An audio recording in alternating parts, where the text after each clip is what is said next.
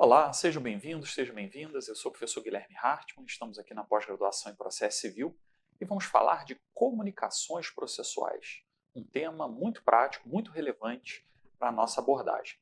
Bom, deixa eu me apresentar. Eu sou o professor Guilherme Hartmann, sou advogado há 20 anos, atuo na advocacia civil, empresarial e na área acadêmica fiz mestrado e doutorado em Direito Processual na UERJ, na Universidade Estadual do Rio de Janeiro. Sou professor de Processo Civil da UFRJ, da Universidade Federal do Rio de Janeiro.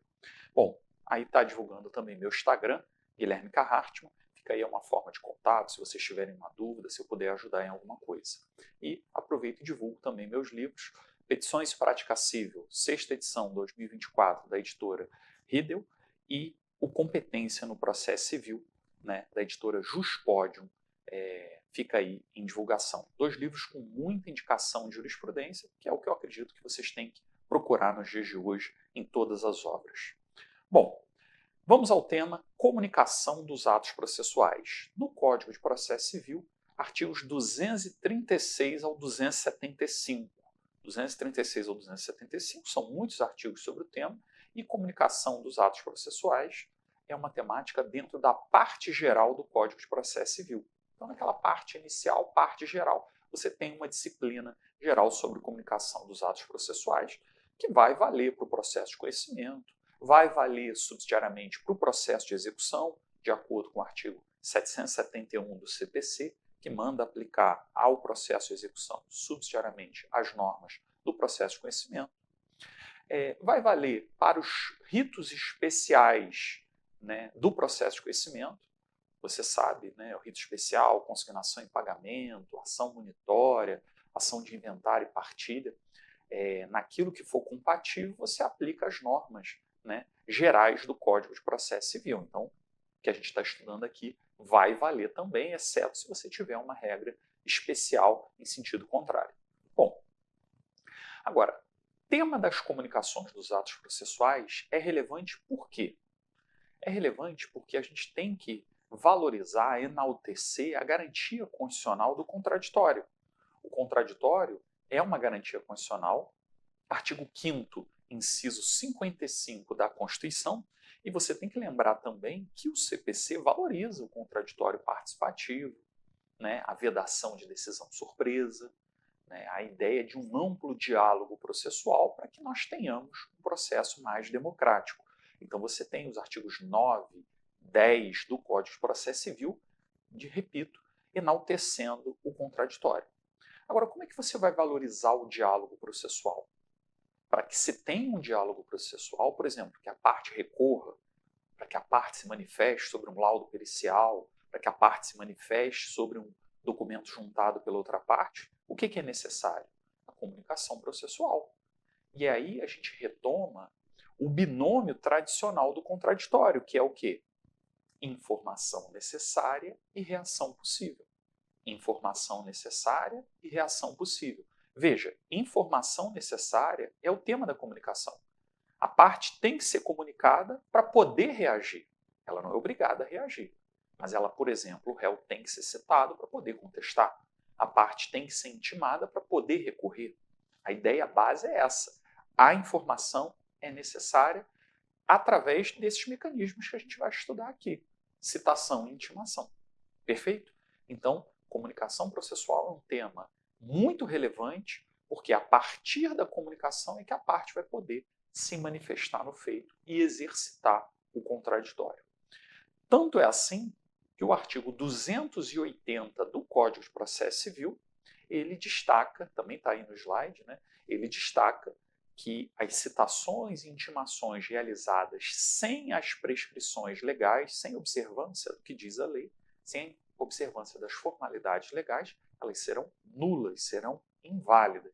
Então você tem que ter sempre essa noção. A parte tem que ser comunicada para poder agir no processo. E a lei, por vezes, cita formalidades. Se não respeitadas essas formalidades, você tem uma invalidade. Você tem uma invalidade, uma nulidade. E, eventualmente, nulificando, tornando nulo o ato de comunicação, o que significa? Vai ter que devolver o prazo para a parte se manifestar, ou vai ter que comunicá-la novamente, enfim. O fato é, se você tiver uma nulidade de comunicação processual, isso cria uma celeuma, isso cria um problema. Pode gerar um retrocesso processual. Tem processo, gente, que o réu é citado de forma nula. Foi citado um homônimo, uma pessoa com o mesmo nome, ou foi citado por edital fora das hipóteses legais de citação por edital. E aí o processo corre à revelia do réu, prolata-se a sentença transita em julgado. Estou dando um exemplo extremo. Passa o prazo da rescisória, que é 2 anos do trânsito em julgado, artigo 975 do CPC, e descobre-se um vício de citação lá atrás. Veja, isso pode gerar a anulação do processo inteiro, da sentença transitada em julgado, de todo o processo. Por quê? Por causa de um vício de citação. De tão grave que é. É até considerado um vício transrescisório. Transrescisório é uma matéria, nulidade de processo, em razão da falta de citação correndo o processo à revelia, é uma matéria que você pode alegar por simples petição numa eventual execução, a despeito de ajuizar uma rescisória. Veja, indo aqui no Código de Processo Civil, eu cito para vocês essa lógica no 525, parágrafo 1º, inciso 1. Você pode, em execução, imagina, você está em casa, aí vai acessar sua conta no aplicativo do celular e verificar lá um bloqueio na sua conta. Vai, da onde veio esse bloqueio? Aí você depois vai falar com o seu gerente, veio oriundo de um processo jurisdicional onde você sequer foi citado a participar. Ah, mas no processo consta você como citado. Aí você vai verificar, houve um vício de citação. Você pode comparecer em juízo em execução, alegar essa defesa, a nulidade de citação na fase de conhecimento, repito, cuja decisão já transitou em julgado, e se o juiz acolher essa impugnação, ele vai anular o processo inteiro. Claro, você compareceu espontaneamente, então a partir dali você tem que contestar, mas o feito volta a estaca 0, ou estaca 1, né? Porque você foi citado e você vai ter que, a partir dali, ter o direito de contestar. Mas anula a execução, anula a sentença, anula a fase probatória. Por quê? Porque você vai ter a oportunidade de se manifestar. Então percebam aí a lógica do direito processual, ela valoriza as comunicações processuais sob pena de uma invalidade por desrespeito ao contraditório. Bom, agora vamos lá. Quais são as modalidades de citação? Você está vendo aí. Modalidades, repito, desculpem, de comunicação dos atos processuais. No Código de Processo Civil nós temos 2, citação e intimação. Tá? Então, dentro do direito processual, 2 formas de comunicação processual. Citação, artigos 238 a 259, e intimação, artigos 269 ao 275. O Código só fala nessas 2 modalidades. Então, você não fala em notificação dentro do Código de Processo Civil como uma das formas de comunicação dos atos processuais. Poderia dizer que notificação até existe, óbvio, mas, em geral, ela é utilizada no plano extrajudicial. Você, por exemplo, o locador, notificar o locatário através de uma comunicação extrajudicial para que ele saia do imóvel. Então, a notificação é importante, eventualmente até para interromper a prescrição na forma lá do Código Civil. Mas, no plano processual, dentro do processo, a gente fala em citação e intimação. Até tem um procedimento de notificação lá de jurisdição voluntária, mas, no plano geral do direito processual, citação e intimação. E qual é a diferença? Vamos lá. A diferença é que a citação é um meio de comunicação processual apenas do demandado, apenas do réu.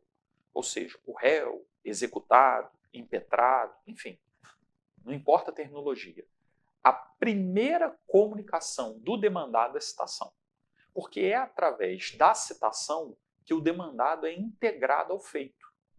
Sempre se faz aquele desenho, né? O autor ajuiza uma ação, cai no estado do juiz, se ele deferir a petição inicial, o réu vai ser citado.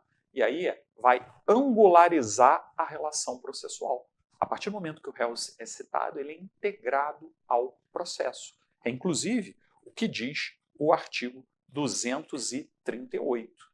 Veja que citação é o ato pelo qual são convocados o réu, no processo de conhecimento, o executado no processo de execução ou até o interessado para integrar a relação processual. Como assim interessado?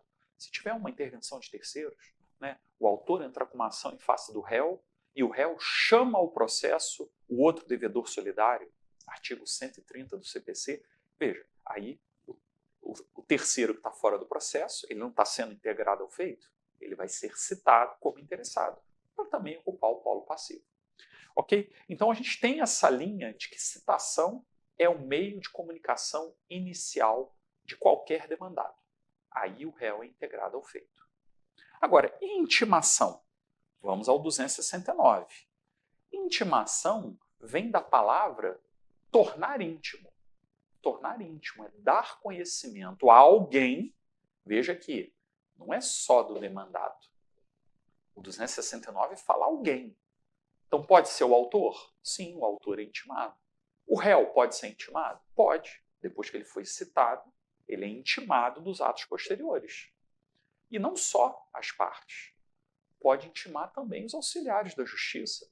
Intimar um contador para devolver o laudo, intimar o perito para indicar os seus honorários periciais, indicar o Ministério, intimar o Ministério Público para atuar no processo como fiscal da ordem jurídica, intimar a Defensoria Pública para atuar como curador especial e por aí vai. Então, intimar é alguém que atue no processo. É tornar íntimo alguém, comunicar a alguém que ele deve fazer algo dentro do processo. Então veja que intimar é um termo mais amplo. O réu pode ser intimado? Repito, pode, desde que ele já tenha sido citado, ele é intimado dos atos posteriores. Por exemplo, intimado para apresentar um recurso de alguma decisão que lhe é desfavorável, como também o autor é intimado nesses termos. Perfeito? Então você tem aí uma divisão da topografia e da identificação dos atos de comunicação processual. Agora vamos prosseguir. Sobre a citação, o que eu ainda destacaria a vocês? A citação, ela é um ato processual relevante. Agora, será que é um requisito de validade do processo? Retomando a aula de processo, quando você estuda processo, você estuda os pressupostos processuais, que, segundo a doutrina, são requisitos que devem ser preenchidos para que se tenha um julgamento do mérito. Realmente, o 485, inciso 4 do CPC, repito, 485, inciso 4, diz lá, extingue sem mérito se não forem preenchidos requisitos de existência e de validade do processo. Repito, 485, inciso 4 do CPC. Então, pressupostos processuais são requisitos que devem ser preenchidos para o julgamento de mérito. Pois bem, será que a citação é um requisito de validade? Ou vamos perguntar de outra forma. Existe processo existente e válido sem a citação do réu? E por incrível que pareça, existe. Existe processo em que o réu não é citado e o processo é existente e válido. Sabe quais são esses exemplos? Os exemplos de sentença, de indeferimento da petição inicial, que você sabe é quando o autor não preencheu os requisitos da petição inicial. A juíza determina que o autor regularize ali os vícios, emende a inicial, o autor não emenda. E aí não corrige. Aí o juiz ou a juíza ali prolata uma sentença de indeferimento da petição inicial. Artigo 485, inciso 1 do CPC. Você pode anotar também os artigos 330 e 331. Indeferimento da petição inicial. O processo existe? Sim. Ele é válido? É. Só que o autor não preencheu os requisitos e teve uma extinção sem mérito. O réu não foi citado, mas o processo é existente e válido. Também o réu não perdeu nada. Segundo exemplo, sentença de improcedência liminar. Artigo 332. 332. O autor entra com uma ação e já recebe uma improcedência, ou seja, ele já perde no mérito de cara, mesmo sem o réu ser citado. Isso é possível? Sim. A juíza pode aplicar um precedente que está lá previsto num dos incisos do 332 e julgar improcedente de cara. Eu costumo sempre dar o exemplo, né? Imagina, tem uma tese de RDR aduzindo azul. E aí eu entro com uma ação naquela questão de direito e digo que é amarelo. O que a juíza pode fazer de primeiro grau? Não, peraí, já tem uma tese dizendo que é azul. Então ela já pode julgar improcedente liminarmente. Guilherme, você está pedindo amarelo, você está numa aventura judicial, porque já tem uma tese dizendo que é azul. Ela aplica o azul, julga improcedente de cara. O réu foi citado? Não foi. O processo é existente e válido? Sim. Então, existe processo existente e válido sem a citação do réu. Então eu posso dizer que a citação não é um requisito de validade? Veja, o que eu quis dizer é que a citação não é sempre um requisito de validade para o processo. Agora vamos lá, corrigindo a expressão. A citação é um requisito de validade ou um pressuposto processual de validade para o réu ser condenado. Aí sim, o réu não pode ser condenado sem antes ele ter sido citado, porque senão ele não pode desenvolver o contraditório. Nos exemplos que a gente mencionou, né, de indeferimento da petição inicial ou de improcedência liminar, realmente o réu não foi citado, mas ele não perdeu nada. Costumo também dizer, o réu não pode ser condenado em 0,00001% parcialmente procedente. Não pode, sem ter sido citado. Sem ter sido citado, não pode. Perfeito? Isso você extrai, vamos lá, do 239. Porque quem lê aqui, para a validade do processo é indispensável a citação do réu e do executado, isso aqui é a regra. Ele não pode ser condenado sem ter sido citado. Ressalvadas, aí você sublinha em vermelho, grande dica, né? Os sinais de trânsito, né? Vermelho é exceção. Tudo que for vermelho no seu código você vai lembrar, isso aqui é exceção. Aí, veja, ressalvadas hipóteses de indeferimento da petição inicial de improcedência. Por que exceção? Porque é um processo que não teve citação do réu, mas ainda assim o processo é existente e válido. Perfeito? Então, muita atenção com isso. Agora, prosseguindo. Efeitos da citação válida. Aí o artigo 240 do CPC. Efeitos são consequências processuais extraídas daquele ato. Então, citado o réu, o que acontece?